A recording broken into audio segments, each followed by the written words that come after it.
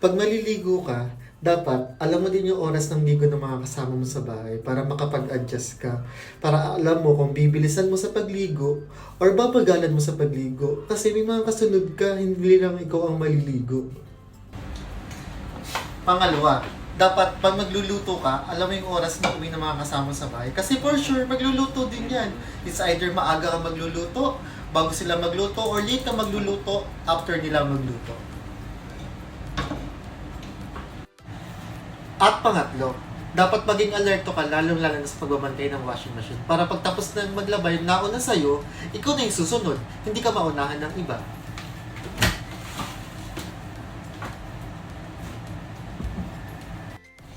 Ilan lang yan sa mga tips pag nasa abroad ka. At sa bawat tinitirhan, mahalaga pa rin ang may group chat. Para communication is the key. Bye-bye!